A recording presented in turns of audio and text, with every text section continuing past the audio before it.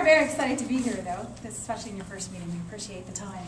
And also just the thought that someone thought that our work was valuable, so we really appreciate that. Bryony House, for those who may not know, is a shelter for women and children fleeing intimate partner violence, an HRM, and we're a 24-bed facility. We opened in 1978.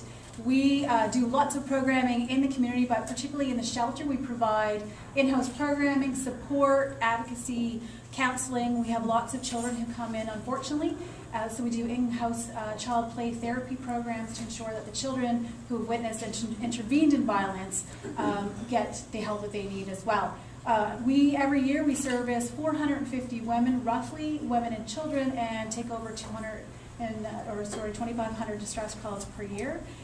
Ages newborn to over 80, from all walks of life, abilities, education, and ethnic background. So we have a huge, diverse amount of women who come into the shelter.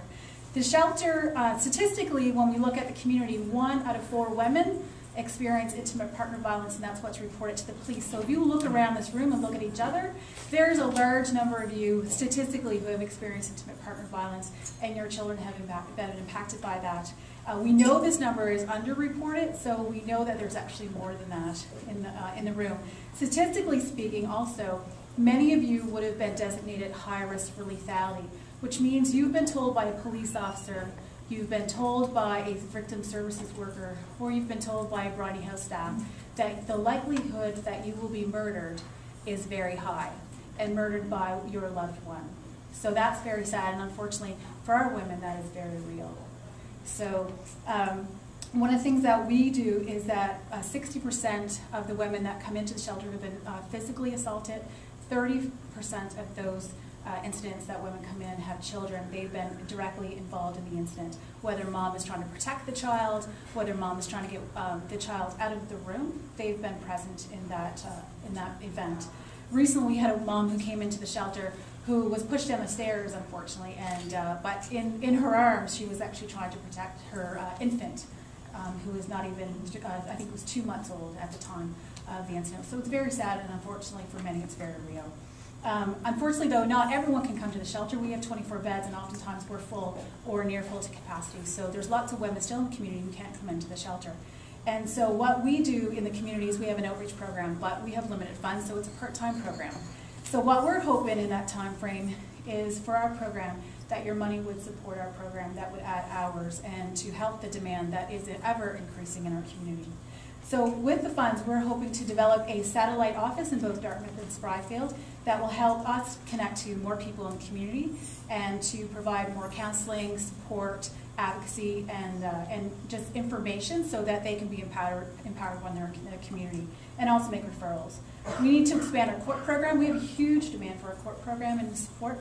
Many women coming into the court program, the men show up with lots of support because they still have family support. The women have been isolated from all their family support, so they're in court all the time by themselves. So we want to make sure they have the people that they need in the program to support them through that. Also, we want to fund a program that's called Living in Freedom Every Day. This is a new program, and this program helps women understand the patterns of abuse, understand why they're still trapped in their relationships, and remove the shame and the blame that women often feel in the isolation. That's the purpose of the program. And one of the other things that we're really hoping to do with the funds is to increase our ability to support women who need safe and affordable housing in our community. So they've left, they come to the shelter, or they're in their community and they've just been evicted from their home because A, either they have a violent partner, or B, the partner's still in their home and it's no longer safe. So they need very, very quickly try to find a new place to live.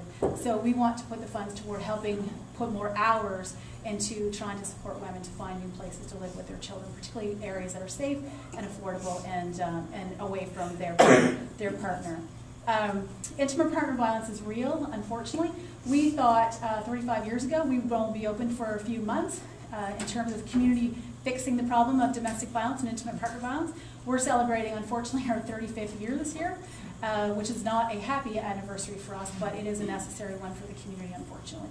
So in wrapping up, we know this sounds very ambitious.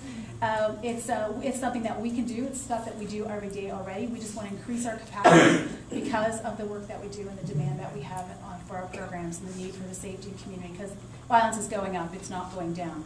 And just wrapping it up is saying that It's very ambitious, but the funds, it's important because saving lives is priceless for us. Saving lives are priceless. And unfortunately for us, we've had in the last 6 years 4 women murdered in HRM that we worked with, or that we know of. So for us, it's always real and it's always every day.